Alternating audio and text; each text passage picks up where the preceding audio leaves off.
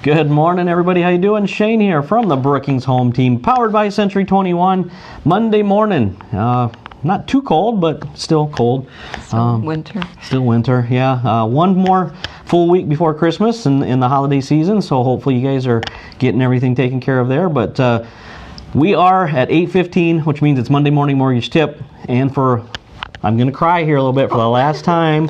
I got Barb, Adelaine here from BankStar. This is her last little video here before you retire. So we go back. You got me my first mortgage back at the other bank many, many years ago. So yeah, thank you for all your work that you've done here, and thanks for doing these. I appreciate it, and hopefully it's been good there. So good luck with your new chapter, and thanks for being the last one. Well, we got one more next week, but the last one here for you. So as you guys jump on here, please let us know. Give us a heart, give us a thumbs up, and as always, I'll have our information on the top, on the bottom, and on the sides. And if we can get her replacement to jump in and take her place, please comment on that too, so we can, that'd be great. tag her, and or I don't tag her, but just let her know we would like her to continue on with this. So I'm going to stop talking. Barb, what's your Monday morning tip today? So for my final performance here, what I really think is the most important thing for buyers of all shapes and sizes, not just first-time home buyers, but people who haven't been in the market for a while.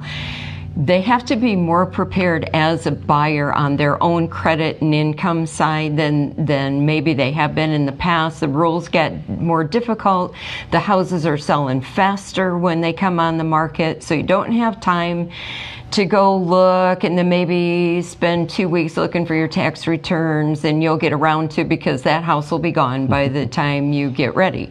So I really strongly encourage not just a pre-approval where you go to the bank and the lender does the math and goes, that'll probably be good.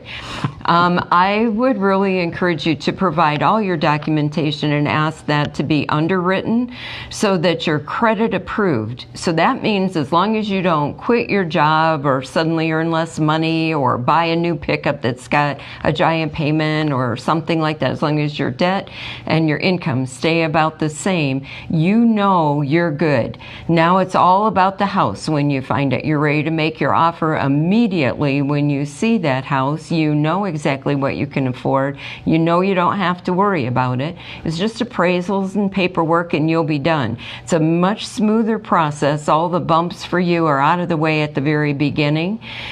Some people worry that it's going to cost them a little money. It depends on the lender, but they are pulling a very full credit report and doing some work when you go to this level, so it may cost a little bit, and you get what you pay for. So if you want to be all the way ready without problems, that is a good way to go, and you have to ask for that.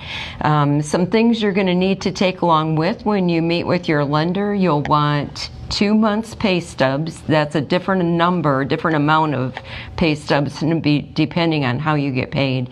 2 months worth, most recent ones. Same thing with bank statements. 2 months worth, the most recent ones, not one from last July and last week. 2 in a row, most recent. Your 2 most recent tax returns, including the W-2s or any other documentation that you use to prove income for when you were figuring out your taxes. If you've got any self-employed income, be prepared to make a profit and loss statement, because it's almost the end of the year and they wonder how you did. We're always looking a year behind on those tax returns. Then once you are credit approved through the underwriter, just keep in touch with your lender. When you get a new pay stub, just make it routine to drop it off there. When it's the next month and you got a new bank statement, drop it off for them, because that keeps everything fresh in your file and makes sure there's no oopses once you find the house. So that's my best advice. Perfect. A lot of good information with that there. We've talked a little bit about pre-qualifications and pre-approvals, but this is a little bit more detail into that. And of course, as I've said before, if you have any more questions for Barb, please reach out to her and let her know. She'd be happy to talk to you, or her new sidekick there too. I will be in the bank until March, but most new people are moving over to Patty Winter, who's already replaced me in the bank, and I'm just taking care of details and backing out the door. Perfect. Yes. Perfect. All right. Well, thanks, Barb. Appreciate Thanks. it. Again, thank you for doing this with me for the last couple years.